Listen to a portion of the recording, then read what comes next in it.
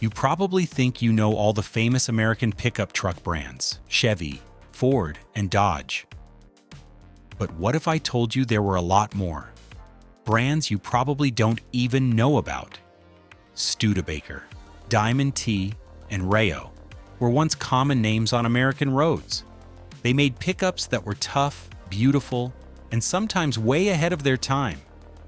Some even came up with features before the big names did, like four-wheel drive, which was a long time before the Jeep became famous. In this video, we'll talk about 12 pickup truck brands that most people have forgotten about, but that had a big impact on the history of cars in the United States. Each one has an interesting story, whether it's about how they came up with new ideas, or how they died out, or how they went from the battlefield to the farm. So now, get ready for this trip back in time to find some of the most unusual names in pickup truck history, and you won't believe they were real. Studebaker. There's a good chance that a pickup truck with a rounded rocket nose front end and dual headlights that look like robotic eyes was a Studebaker. Studebaker made more than just cars. It was one of the oldest car makers in the US. It made wagons in the 1850s and then cars in the early 1900s. They were making pickup trucks in their own way by 1929. Studebaker pickups had a unique look with sleek grills, wide cabins, and even some early crew cabs, which were hard to find at the time. Introduced in 1949, the Studebaker 2R series was known for its sleek, aerodynamic design, tough construction, and usefulness for both farmers and tradespeople. Studebaker's problem wasn't the product, it was the company. Even though people in rural America loved them, they had a hard time competing with big companies like Ford and Chevy. They merged with Packard in the middle of the 1950s in a last-ditch effort to stay in business. Unfortunately, it wasn't enough. Studebaker stopped making pickups for good in 1963. The name faded away, leaving behind only rusted signs, old brochures, and a few trucks that collectors still love. International Harvester. When people hear the name International Harvester, they usually think of tractors or harvesters, but not many people know that they used to compete with Jeep in the pickup and off-road vehicle market. In the late 1940s, IH began making light-duty pickups like the L Series and R Series. These trucks were known for being tough and reliable, even in tough working conditions.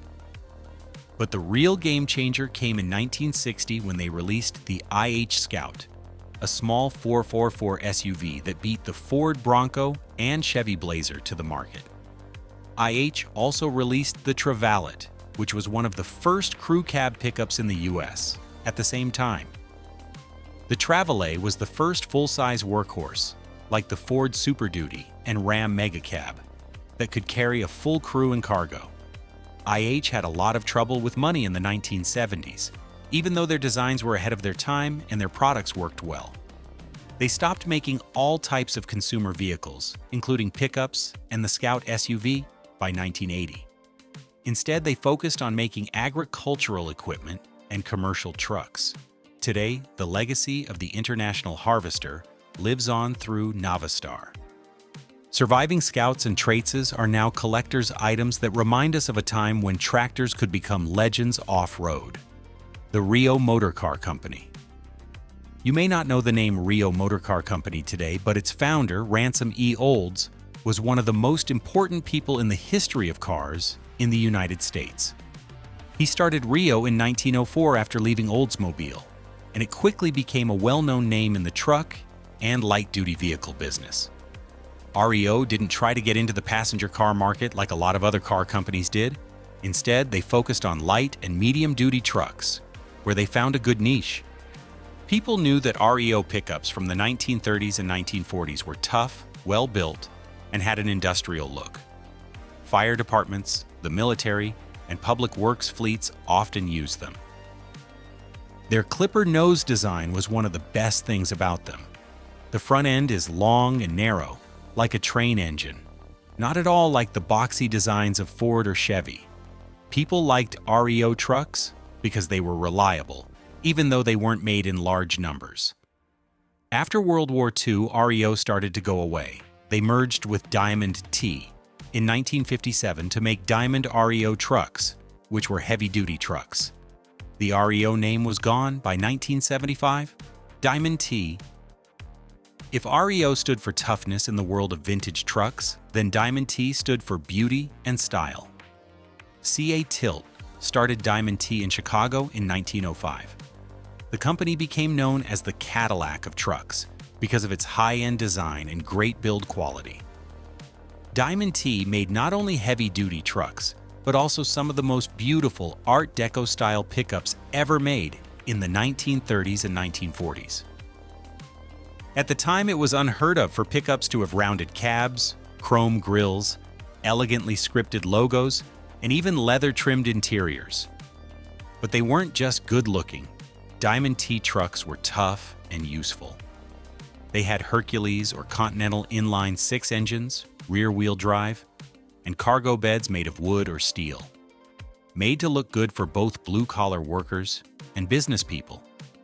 The truck market got more competitive after World War II. Diamond T and Rio merged in 1958 to form Diamond Rio Trucks. The company then stopped making pickups and focused on heavy-duty trucks. A Diamond T pickup in good shape can sell for tens of thousands of dollars today. Willys Overland. When people hear Willys Overland, they usually think of the legendary World War II Jeep. Willys didn't stop making military vehicles after the war, though. They got into the civilian truck market with tough, no-nonsense pickups. The Willys pickup truck came out in 1947. It was a tough, square-bodied 4x4 with a steel bed, a strong ladder frame, and a 4-cylinder Govil engine.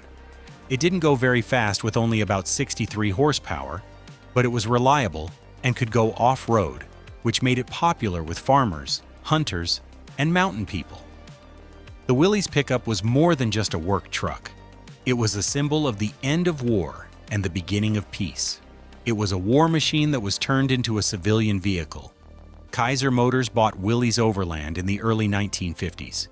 This company later made the Jeep Gladiator and Hudson Motor Car Company.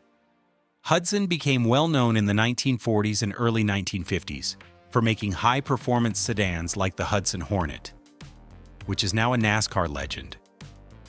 But not many people know that they also made a one-of-a-kind pickup truck called the Hudson Big Boy. The Big Boy, which came out in the late 1930s, was a strange mix of a sedan and a truck. It has a passenger car chassis, but the back is longer to make room for a cargo bed. It had the same front end, soft suspension, and comfortable cabin as a sedan. Ford and Dodge trucks with tough bodies on frames are very different from these. The Big Boy never became a big hit with the general public, but it did find a small group of fans. Polished, smooth driving, and still able to carry light loads. It was meant for city workers and tradespeople who wanted a truck that looked good. Hudson stopped making pickups after it merged with Nash in 1954 to make American Motors. The Hudson brand was gone by 1957. Kaiser Motors. Kaiser bought Willys Overland in 1953 and quickly changed its name to Kaiser Jeep. They didn't get rid of the brand. Instead, they put money back into its best parts, like Jeep's tough 4x4 pickups. Farmers and the military already like it.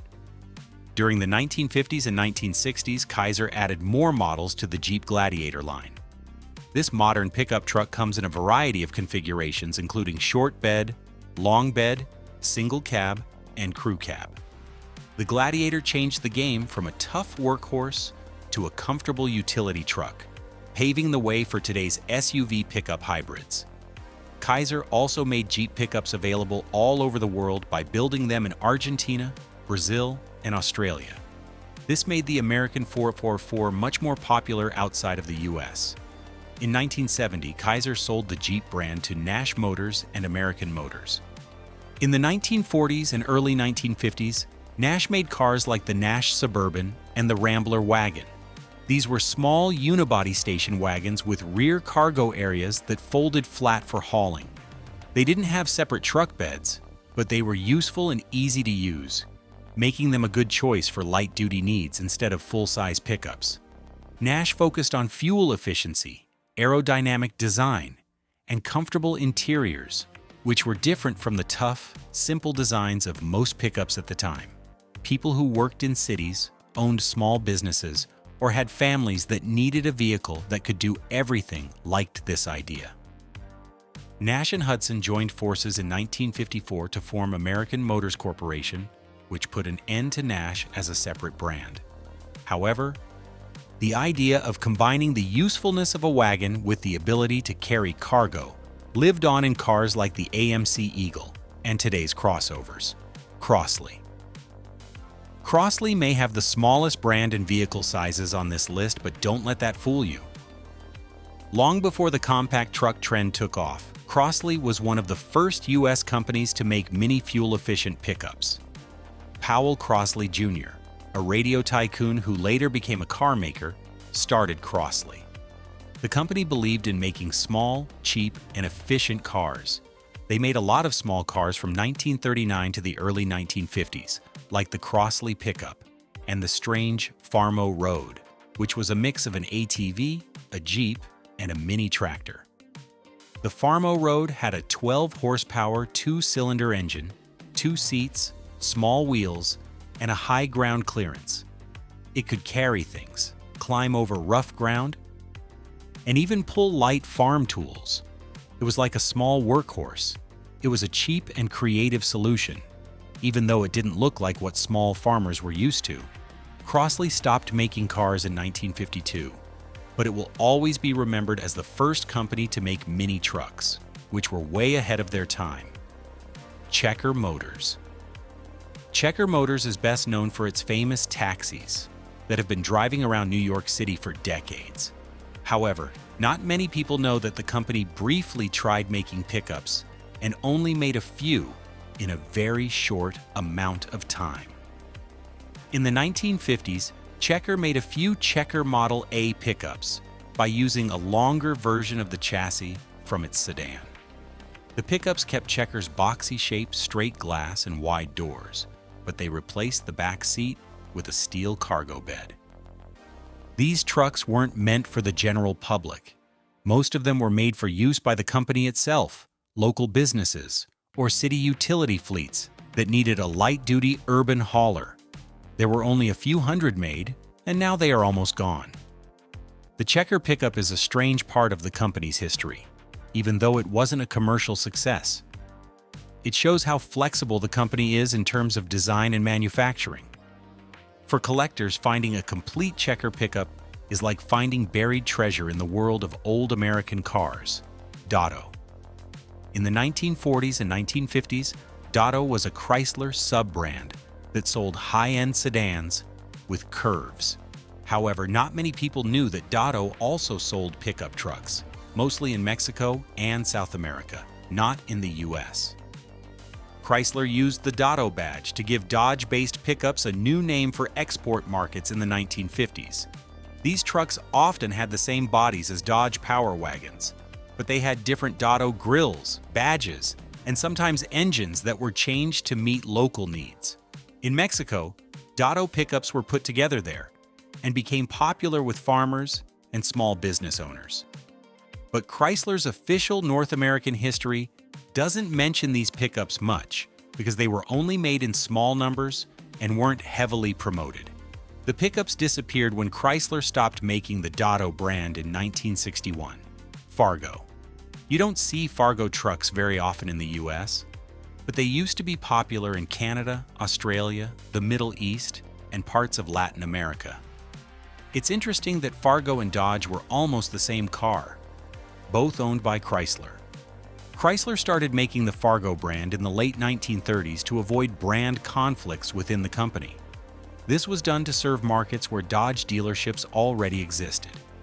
The mechanics of Fargo pickups were the same as those of Dodge trucks. The engines and chassis are the same. The only differences are the badges and small trim details. Chrysler Canada built Fargo trucks in Canada, but in other places, the trucks were put together from completely knocked down kits. Even though they were twins, Fargo was often better known in these areas because the name was more well known there. Chrysler phased out Fargo in the early 1970s in favor of unifying under Dodge. finding a Fargo truck in the US today. Even though time may have buried them in the past, brands like Studebaker, Diamond T, and Fargo are still important parts of American pickup truck history. Every name has its own story to tell, from being ahead of its time in terms of innovation to dying out quietly and without reason. When we think of pickups, we usually think of Ford, Chevy, or Dodge. But there were dozens of other companies behind the scenes that helped make pickup trucks what they are today, before fading into obscurity. Please tell us about your experience with one of these old pickups in the comments if you have ever seen or owned one. These old machines are more than just steel and bolts. They're memories, important events, and things from a time that has passed. And don't forget to click the like button, subscribe, and ring the bell to get notifications so you don't miss any more deep dives into the strange, amazing, and legendary world of classic trucks, of classic trucks, of classic trucks.